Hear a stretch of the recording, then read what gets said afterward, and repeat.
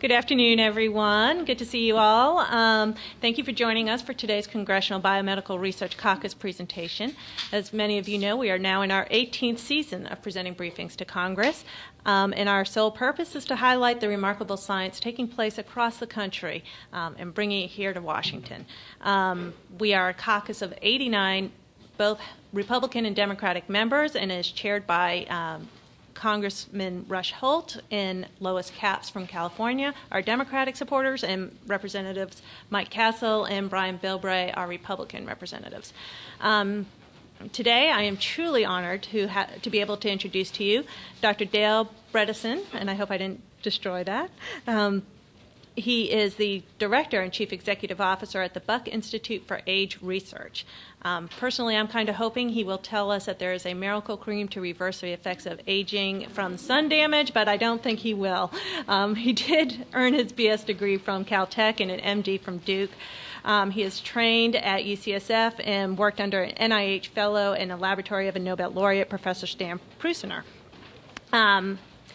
After serving on the faculty at UCLA, he became the first director of program on aging at the Burnham Institute and then the founding president and CEO of the Buck Institute for Age Research. He is here today, though, to talk about the myriad of healthcare challenges facing Congress in light of a rapidly aging population. He will discuss how Congress can, and some might argue must, respond to the needs and consequences of an aging citizenship that will dominate the health and social policies on the federal level. So with that, please join me in welcoming Dr. Bredesen. Thanks very much. Thanks very much. It's a real honor to be here today, so thank you very much, and thanks very much for coming.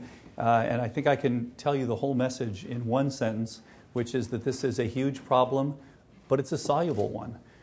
As I hope to show you today, we're already making inroads, and I think you're going to see a paradigm shift in our look at aging, in our healthcare system over the upcoming 1 to 2 decades. But this is a workable problem, as I hope to show you today. So my argument to you here is that Congress cannot stop aging. It's an inevitable process, but it can have a monumental impact on its national effects. So let's see if this works. So as you know, the 20th century was considered by many to be, and it's been called oftentimes, the century of physics. We learned to split the atom, we learned to walk on the moon, it gave us relativity, quantum mechanics. It was a very, very exciting century. And on the other hand, the 21st century has been called the century of biology. We hopefully will confront and ultimately prevent the chronic illnesses that are associated with aging, which are amounting to what will be by 2030 a $4 trillion healthcare bill, fully half of which will be for people 65 and older. And hopefully it will be a century where we learn to manipulate stem cells, to derive these without any damage to any embryos, and to utilize these for things as diverse as Parkinsonism, type 2 diabetes, type 1 diabetes as well, Alzheimer's, and so forth and so on. So this should be a very, very exciting century. Having said that, we've had a very difficult beginning to this century when you think about the biology and what's actually going on. So this is just to show you, these are 2 children who have a rare condition that's called Hutchinson-Gilford progeria.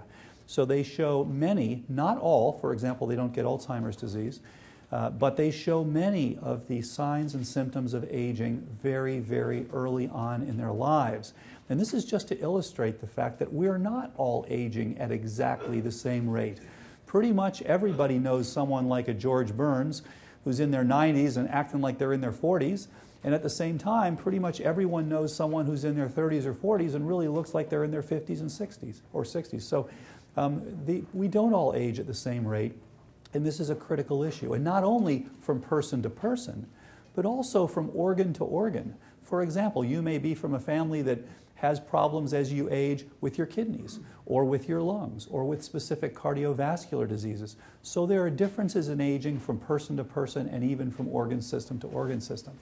Now, where do we stand right now? As you know, we spend more on healthcare per capita than any other country. Some people argue that we don't get what we should be getting for that. We are 45th in health span in the world, in lifespan, in mean lifespan. tremendous change from 1900 to 2000. If you were born in 1900, your mean lifespan was 46 years. Now, to be fair, that was largely because of infant mortality. If you're born in 2000, your mean lifespan 78 years. So we made a huge impact in that 100 years. On the other hand, as you know, the prediction is that between 2000 and 2100, for the first time, this will actually decline. And this is because of obesity and type 2 diabetes. If you're born in 2000, new child, your chance of having diabetes, 1 in 3 in the United States. Huge, huge problem. So the question then is, are these projections, are they hyperbole or are they reality? And I usually tell people that this is one of the few areas where all the hyperbole you hear is unfortunately true. That in fact, our costs are rising. And again, if you go out just to 2030, and I've got 2 young daughters, so just for when my daughters are grown up and out there in the workforce, they're looking at a national $4 trillion healthcare bill by 2030. And importantly, half of that will be for people 65 years and older. So this is an important issue.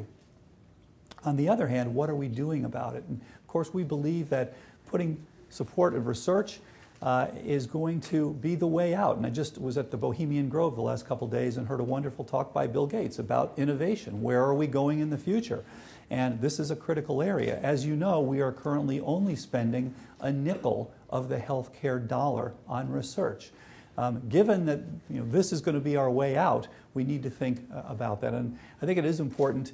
We don't thank Congress enough for the things that they have done. And so on behalf of all researchers, thank you for the doubling of the NIH budget. As I'll hope to show you today, it's done some tremendous things for research and will continue to yield dividends for many, many years to come. Now, at the same time, everywhere, you turn on the radio, you turn on your television, everywhere you go, people are talking about aging. And one of the big problems is there is so much pseudoscience out there.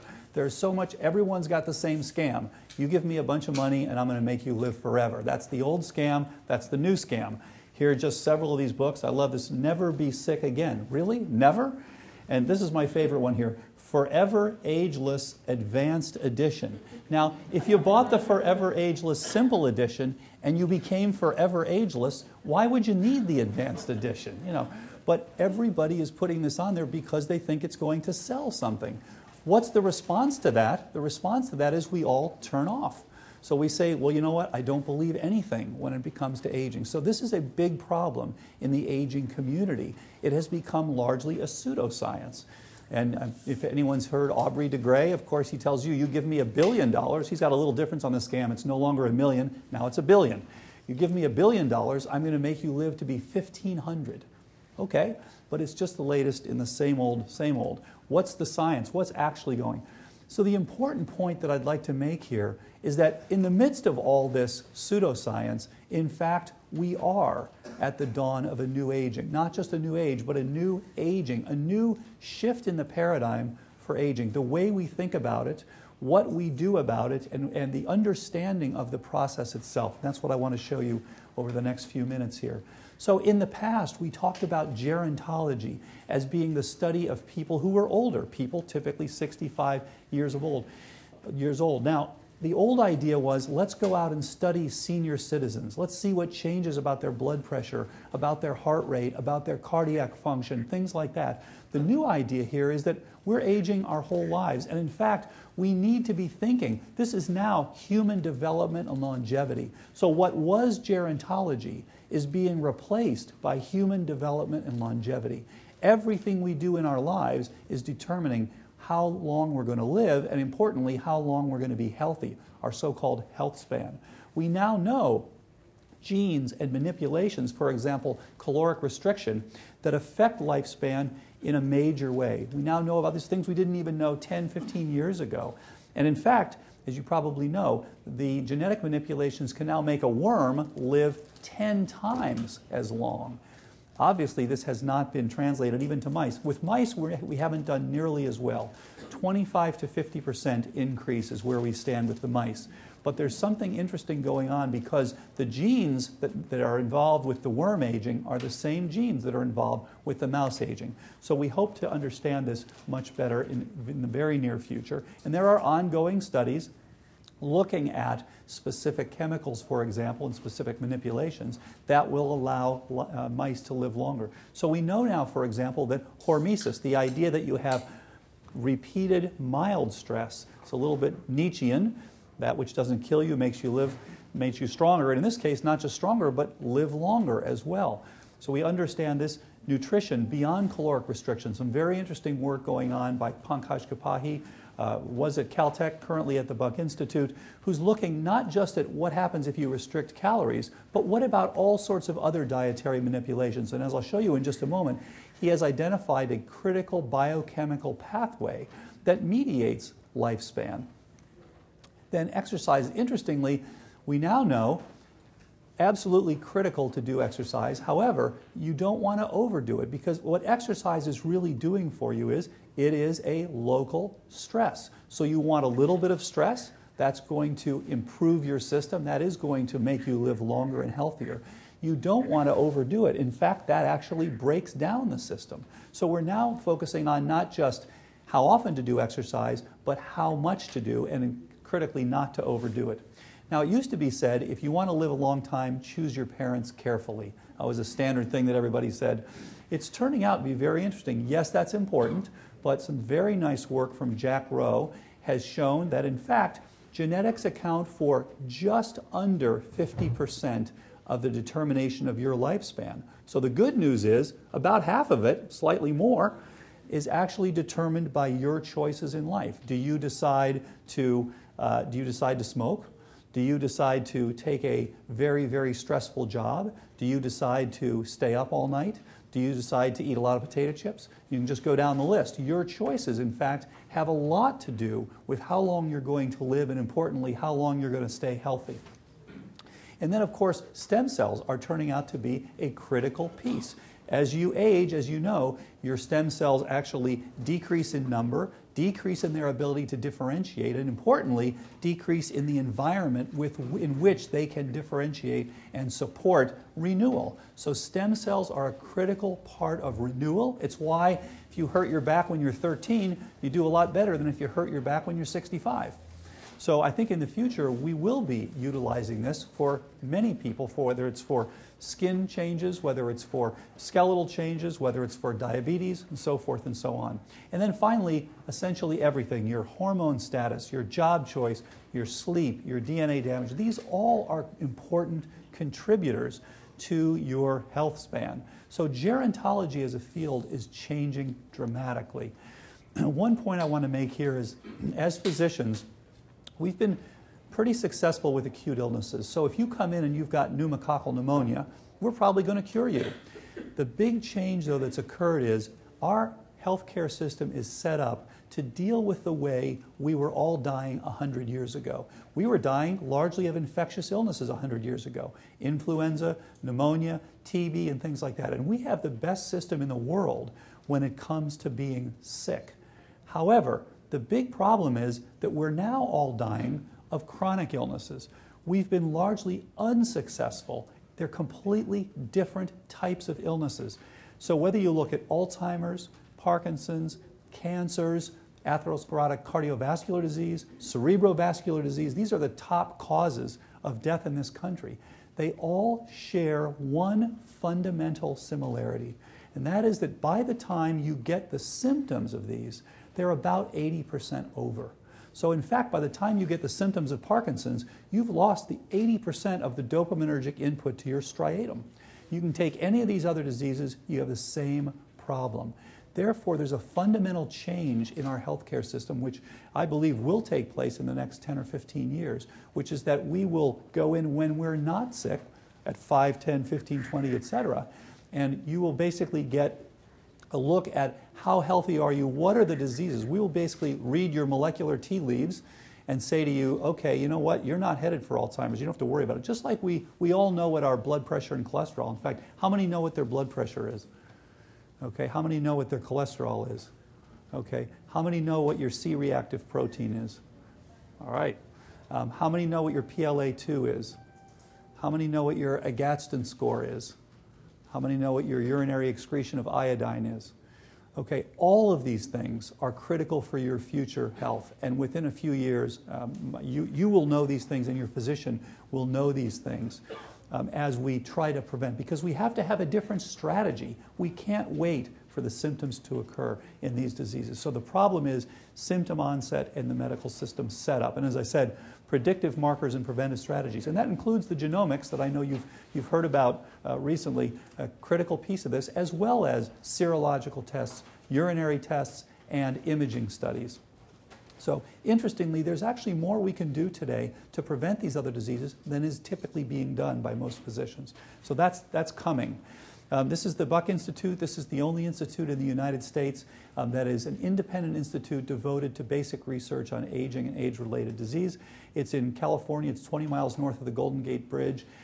It is an NIH-designated center of excellence for aging research. Please come and visit us. We have weekly tours for everyone, and we have quarterly seminars. So please come and visit us if you get to the San Francisco area.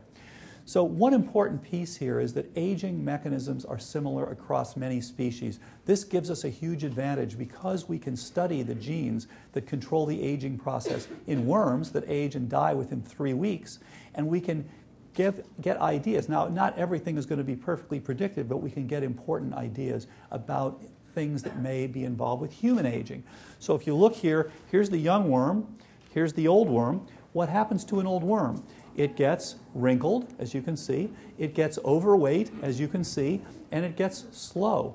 So in fact, many of the same things occur to a worm, even though this thing only lives for 3 weeks. And in fact, the difference between here, there we go, difference between here and here is only 1 week. This has been called one tough week. So that's good news because it allows us to use these creatures to look at what their biochemical pathways are. We know the genomes for these creatures. And this is some very interesting work from Pankaj Kapahi, who's been studying Drosophila, fruit flies. And this turns out to be a critical pathway. And here it turns out that as you eat, so in fact, as you know, caloric restriction is turned out to be very helpful to inhibit aging.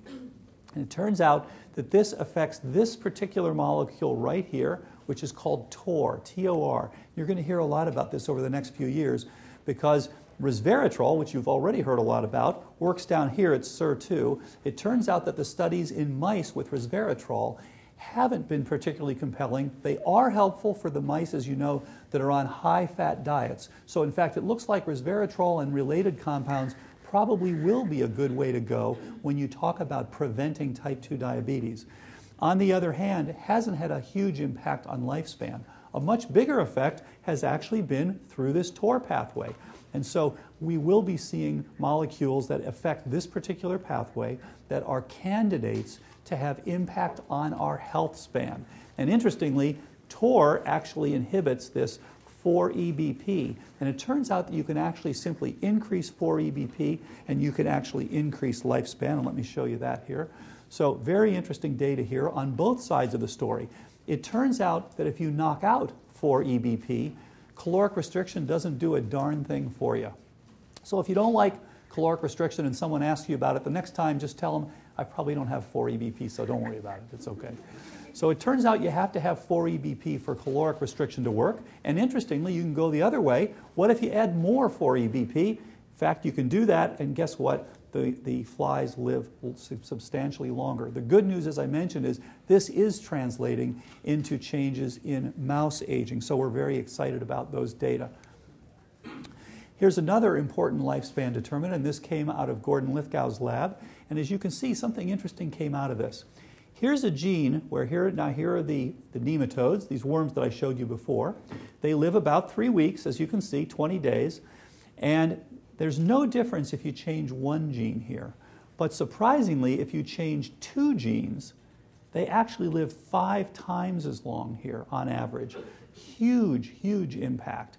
Now, the surprise here was one of these 2 genes turns out to be a gene that's important, already known for its importance in Alzheimer's disease.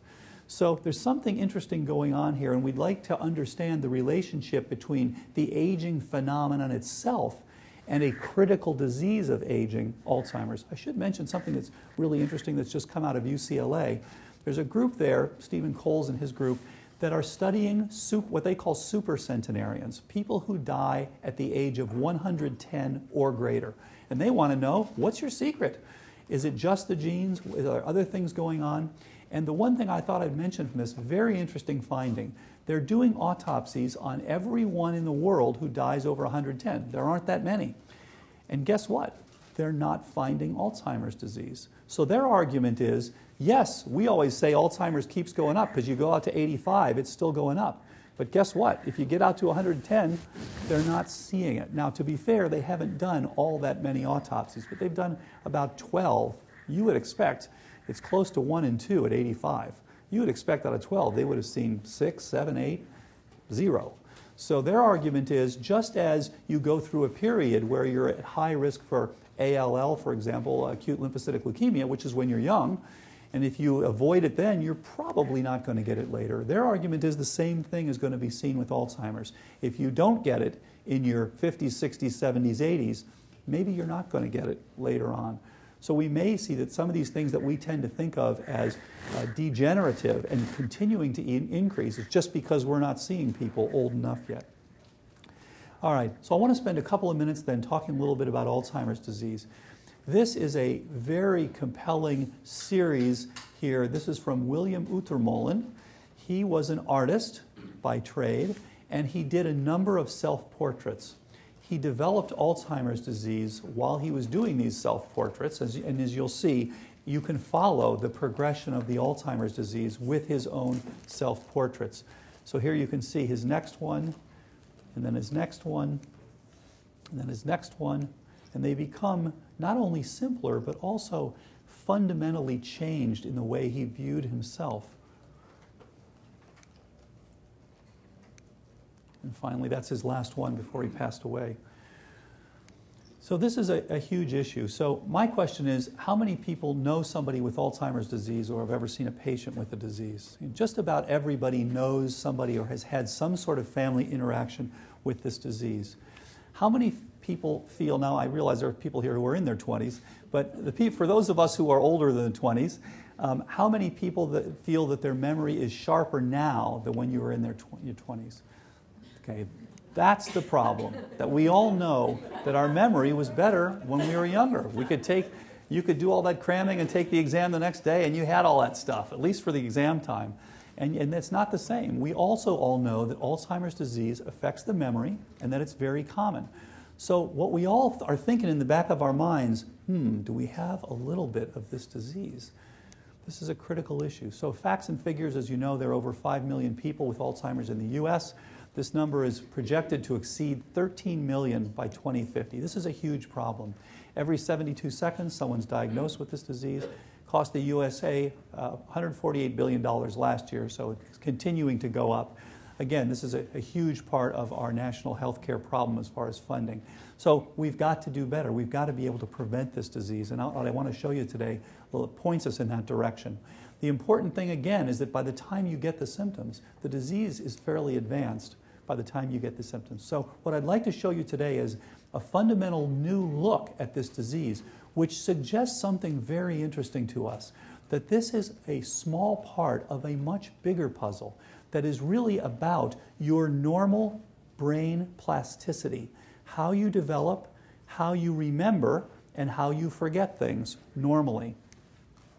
So, as you know, there are over 50,000 articles on one piece of this disease. If you look at one protein, so here's one protein, here's the front end, here's the back end, here's the inside of the cell, here's the outside of the cell. So this protein, which is called amyloid precursor protein, sticks right through the membrane of not just your brain cells, but other cells as well, particularly prevalent in your brain cells. And everybody studies this little piece that's cut out by molecular scissors, which is called amyloid beta peptide. And this stuff collects in the brains of Alzheimer's disease. It looks like molasses. You get these lakes of it that are called senile plaques. And what we found a few years ago is that there is a second piece that is also bad for your brain, which is called C31. And it is based on a cutting here. It's a second molecular scissors that cuts. Now what the surprise has been is that in fact this is part again of a much bigger picture. So let me show you that. What we found is that this entire molecule here is literally a molecular switch that is part of your own brain plasticity and decides whether the connections that you make in your brain are going to continue or are going to be lost. And of course, that's what Alzheimer's is all about, an imbalance in that process. So it gives us a new look at this disease. So here's the surprise. Here's APP. You can actually, here we go, let's see, there we go. You can cut this at 3 sites. Here we go. You make 4 different peptides, so-called soluble APP beta, A beta itself, which is the famous one called JCAS because it's a juxtamembrane, which is a Cas-based cleavage here, and the one that we discovered called C31. So 4 peptides. And the surprise is these things all feed directly into pathways, physiological pathways, that actually cause cells to die back and ultimately to die. It actually causes connections. Now, to be fair, you're all making and breaking memories all the time. So, for example, you're actively forgetting the 7th song that played on the radio on the way to work yesterday. We all do that. So you're just like you've got a car that you've got forward and backward. This, interestingly, is the reverse on the car. And so when you activate these, it literally causes pulling back. You're literally losing connections, losing memories. So we've called these the 4 horsemen of the nestic apocalypse. So the idea here, you've got the 4 horsemen. They're all there physiologically to do something that you need. Now here's the surprise. You can take this exact same protein, and let's go forward here. There we go. Same protein. You can also turn the switch the other way. So now you get 2 different scissors, and you cut this in a different way. So you slice the pie in a different way, and guess what? You get 3 different molecules, SAPP alpha, P3, and AICD. And guess what? These guys all do the opposite. They all support the growth and support the connection and support the memories. And so we call these, of course, the Holy Trinity.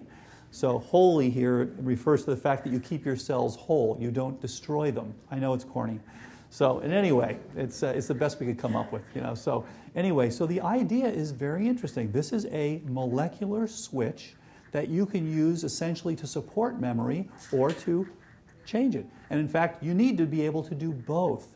So the idea here is that it used to be thought that Alzheimer's was some sort of accident. You collect this bad stuff in your brain, it's got no physiological function. But that doesn't explain why you're making this stuff all the time. So we believe that absolutely, you're making it all the time because it has a physiological function.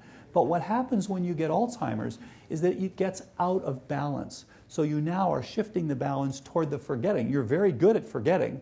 You're not so good at making the new memories in that state.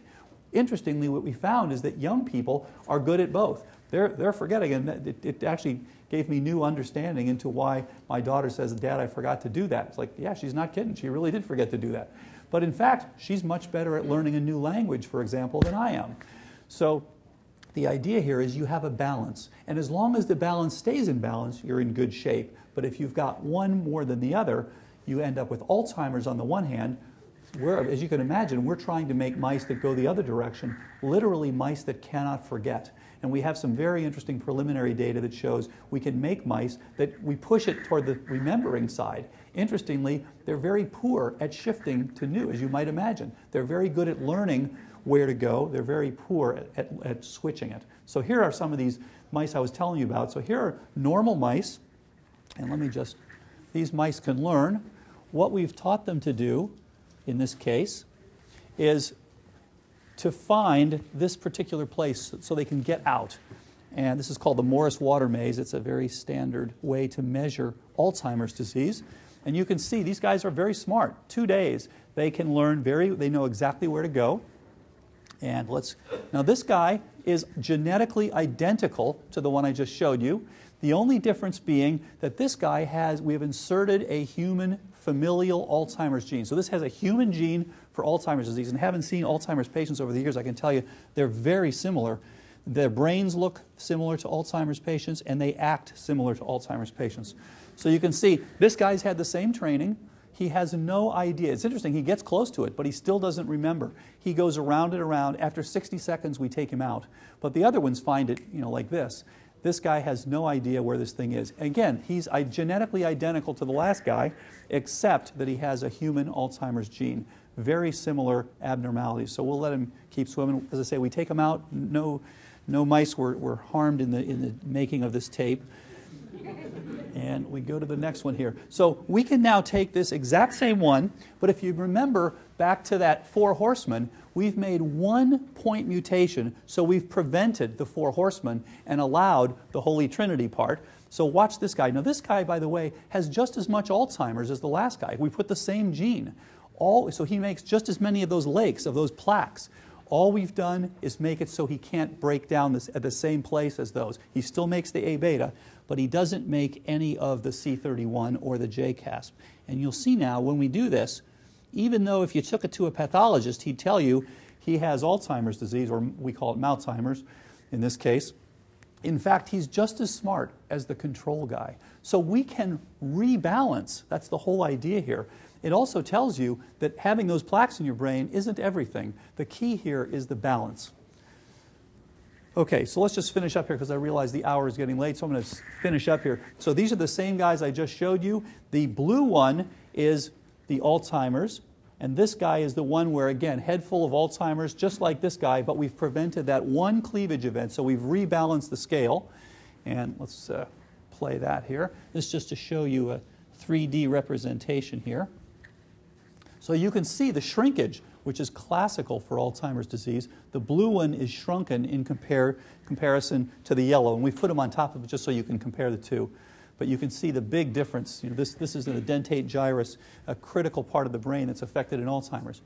So just to finish up, the idea here is we've discovered literally a balance, a molecular switch, and we can measure. So in fact, your neurons are making decisions all the time about whether you're going to make a memory, whether you're going to break a memory, whether you're going to remember the 3rd slide in this talk or not, whether you're going to remember the funding issues or not. The thing is, you're deciding what's important and what's unimportant.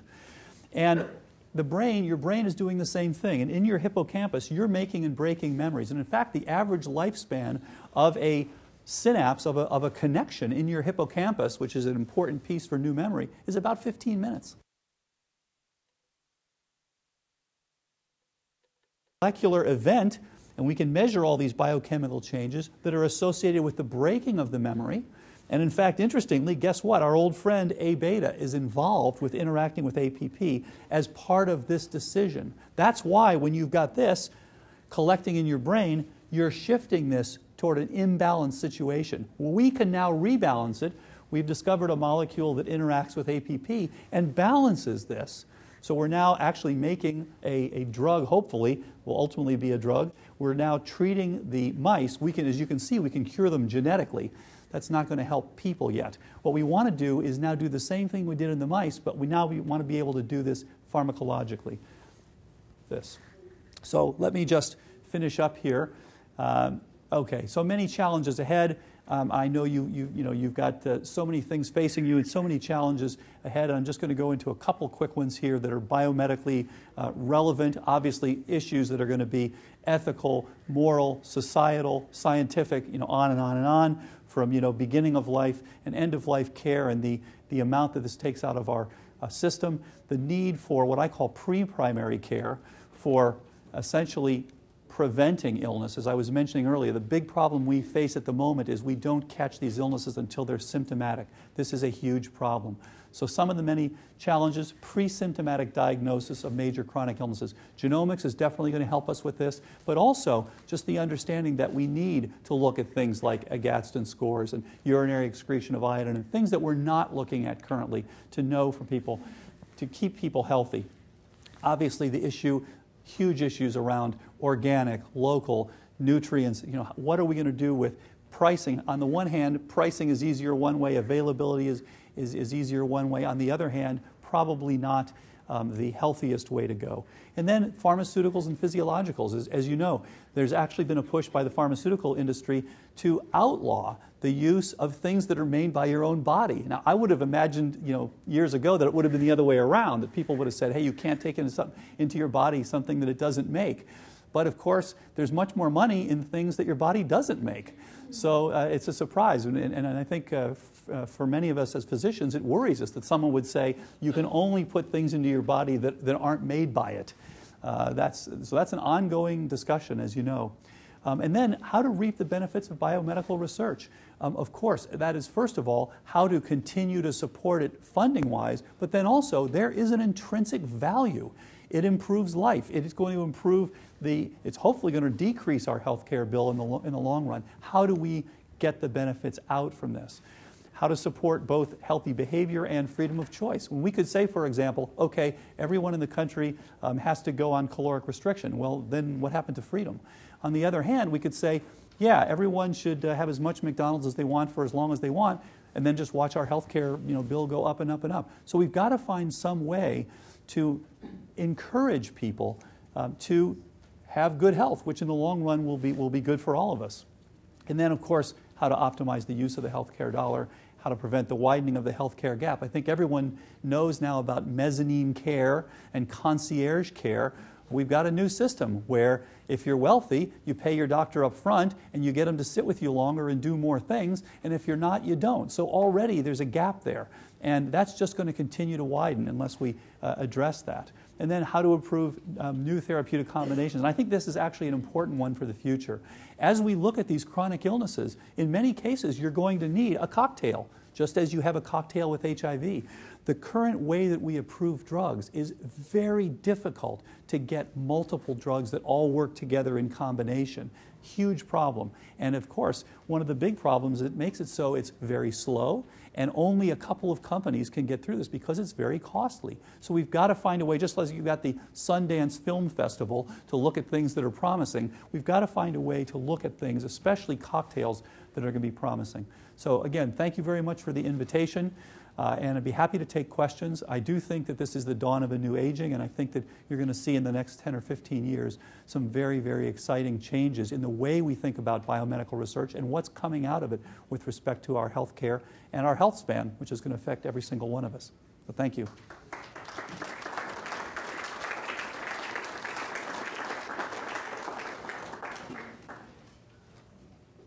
Yes? What do you think about brain exercise? Is there such a thing, and what do you recommend? It's a very good point. So what about brain exercise? So it turns out that both physical activity, which absolutely clearly helps, and in fact physical activity has been shown to help Parkinson's disease, Alzheimer's, very interesting, and brain exercise turns out to be absolutely helpful. Now, of course, there are groups out there that are jumping on this and saying you should be doing this, you should be doing that. That's an ongoing issue. What I can say, and what is known at this point, is that the studies that have been done to date show that there's a definite benefit. In fact, even people with Alzheimer's disease absolutely had improved memory when they did these memory repeated tests, so essentially memory exercises. What was found, though, was that there was very little cross-training effect. In other words, if you worked on one area, it tended to help only that area and not others. That's maybe not too surprising because it's different areas of the brain. But it turns out, for example, that working on memory doesn't improve your speed or your judgment, that sort of thing, whereas working on those other pieces does. So the bottom line is, yes, brain exercises are here to stay.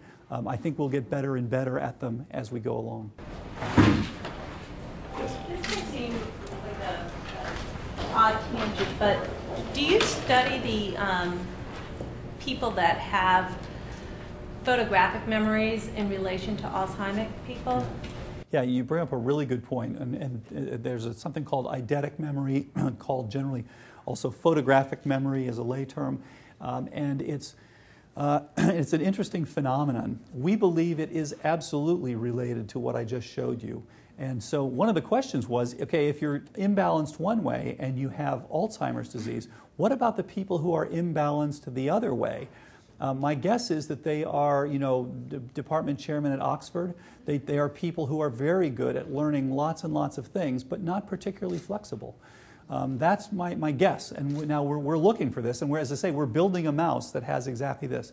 The interesting thing we've found so far is if we give the mouse Alzheimer's, but now we prevent it from essentially from going backward, they look like the controls. They're very good until we train them to go to that one place I showed you. Now we move it to a new place. What we found then is the normal guys go to the new place, no problem. The Alzheimer's guys, they're still swimming all over.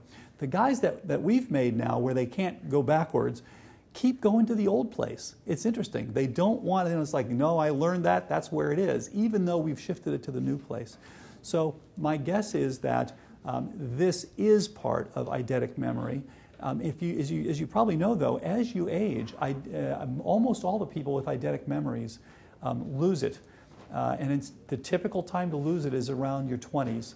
So many people who have these memories, it starts to fade. And actually, interesting, I just talked to a guy who had one of these at the Bohemian Grove a couple days ago. And he was an admiral. He worked actually in intelligence. And he said that as he got older, he could see that his memories started to change. Now, he's still got a good memory. It's just that he doesn't have that photographic memory that he always had. And for anyone interested, there's a wonderful short book on this topic, which is called The Mind of a Mnemonist, and was written by Luria, who's the psychologist that took care of this guy. And this is a guy who literally could not forget anything. He tried to be a lawyer. He lost all of his cases because it was actually a problem. He could not focus. He couldn't prioritize anything. It's almost like when you've got those long lists and you don't know where to start, so you just kind of sit there. And so that's what happened to him. And interestingly, this guy ended up as a lounge act because he could not forget anything. And so what he would do is he would memorize phone books for people as part of his lounge act. But that was basically all he was good for because he just kind of couldn't get it together to get anything done because his mind was just full all the time. And he had an interesting phenomenon which is called synesthesia. When you would, for example, speak, everything was associated with everything. So he would tell you, oh, you have a very crispy yellow voice, that sort of thing. Because things would happen to him, not just what you were telling him, but all sorts of associations would occur all the time. But yes, we think this is absolutely related to the same phenomenon. Yes, sir. What do you think are the ethical implications for all of this in terms of being able to eventually be able to improve memory, eidetic memory, be able to reverse the cosmetic effects of aging, be able to make people live without having to face having a chronic illness, and just the fact that there's going to be an issue with having access to it. Yes. Who will get the access to it? Yes. What it'll have on an impact naturally, also socially. Yes. What is that? I think you've asked the $100 trillion question. Absolutely, I agree with you. That's why I say I think this is something that's going to be societal, ethical, moral, on and on. This is extremely important. This is why I brought up this issue of the healthcare gap, because we're already seeing it. It's already starting. And is it just going to get worse and worse? At the same time, we can improve things by decreasing our healthcare bill. As I said, $148 billion for Alzheimer's. If we could simply put it off by 5 years in every case, it would decrease that by half because it doubles every 5 years. So I'd like to see it so that we can tell people who's headed for Alzheimer's and now delay it by 50 years so that it's never an issue. But let me ask the group a question. If you had a document where someone said, we can guarantee that you'll live to 95, very healthy, you'll do great until 95, and then you will die on your 95th birthday, how many people would sign that document? Not too many, okay? And 401k. Yeah, good point. And then the question is, of the people who would sign it, and I certainly would sign that document, but now how many of the people now at 94 and a half would be calling their attorney to see if they could get out of that agreement? So, we all have the desire to survive. So my hope is that we will identify the important issues so that we will be able to guarantee people 95 healthy years. And I think we can go a long way toward that by preventing these chronic illnesses of aging, because they're the ones that are killing most of us today. Yes, sir. Do you think the U.S. healthcare system needs to focus on the preventive side, like you mentioned, looking at things earlier on, rather than later on when the disease is actually in progress? And also, what type of funding system would best close this healthcare gap? Because there's talk of universal healthcare nowadays, and they're trying to look at socialized medicine. What type of, from a physician's point of view, what type of funding would actually kind of balance that healthcare gap between the rich and the poor, and the old and the young? So you bring up a really good question. Should we focus on prevention? And given the fact that virtually all of us now are dying of these chronic illnesses, and the fact that we don't get the symptoms until they're so late in the course, I do think this is a huge area for the future. As I said, there's no question. We have the best healthcare system when you're sick. When you go in with symptoms, you have a car wreck, you have some significant problem, the U.S. physicians are trained to be the best in the world. The problem is that they're not trained to do much in terms of wellness, and there's more and more of this. There's almost a medical cold war between the fringe doctors out there who are saying, wellness and all that sort of stuff. They're seen as being not like the allopathic doctors. I think that these need to come together. So I do think that the future is going to be huge in terms of prevention and understanding better and better what we need to do to stay healthy, starting at a very early age. As far as the gap, I actually think that addressing these things and therefore lowering the amount that we're actually paying as people get symptomatic will help to narrow that gap. But of course, I think, and I realize with oil is a huge issue, the war is a huge issue, the economy, subprime, I mean, all these things are overshadowing the huge and coming healthcare issue. But I think our next president is going to have to look carefully at our healthcare system, because our healthcare system really is a system for 100 years ago. It's not a system for our future. And this was going to become a huge issue as time goes forward. Yes, sir. I think you partially addressed this, but I guess I was just wondering if you could give a definition for aging, and I guess how it's distinct from aging-related illnesses and just illness in general. Yeah, it's a very good point you bring up, and people argue about this all the time. Is aging a disease? As far as we know today, aging is not a disease. Aging is the time-dependent changes in human physiology or in physiology of whatever animal you happen to be looking at. And these physiological changes are, for the most part, changes of decreasing function over time, although early in life, of course, it's the other way around. So we think of aging, we often associate the term decline with aging because things don't work quite as well for a number of reasons. But you're right. Part of the reason it's complicated is because as these things change, you become more susceptible to a whole litany of diseases.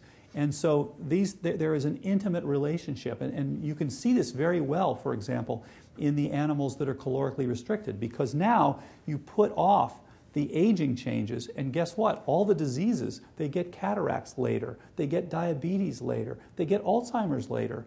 So in fact, there's an intimate relationship between the phenomenon of aging and the age-related diseases. And I should add, some beautiful studies ongoing at the NIH for over 17 years now that they have looked at what happens when you do caloric restriction. Is that a fire drill? Okay, good. Just wanted, I don't want to kill everybody here. I mean, So they look at what happens with primates, because there's no question mice, Drosophila, nematodes, all these things live longer with caloric restriction. And the surprising finding to date has been that the primates who are calorically restricted are definitely healthier. They have fewer cataracts, less diabetes, and that sort of thing. But they're not living longer so far. But they're dying of different illnesses. So the ones that are calorically restricted tend to die of infectious illnesses, and the ones that are not tend to die of these chronic illnesses. And so what I say to people is, look, if you're going to get serious about caloric restriction, that's all well and good, but talk to your physician. When you get any sort of signs of infection, you need to be in there so that you don't do the same thing that's been happening with these primates. So again, we're all learning. As you can imagine, one of the difficult things is to do aging-related studies because it takes time. That's why we like to do them in nematodes and Drosophila and yeast, not in primates. So it's going to take a while to understand a lot of these effects on humans.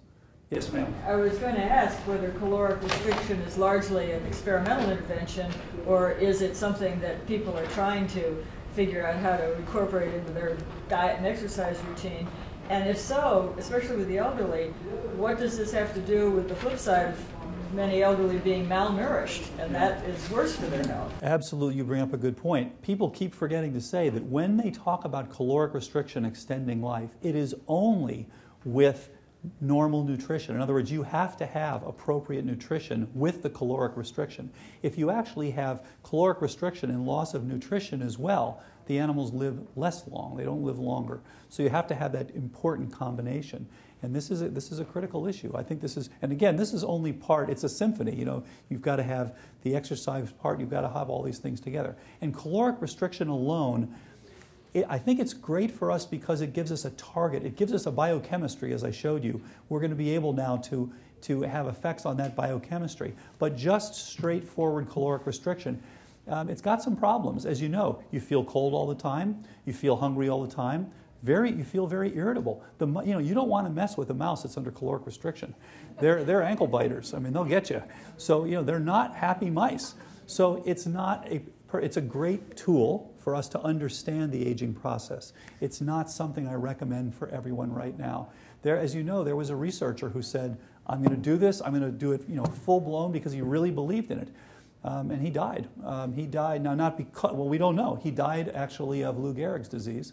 Nobody yet knows whether that had anything to do with the caloric restriction or not. We don't know. I know another researcher, again, who said, I'm going to do this, I'm going to be full on. He started getting some infections.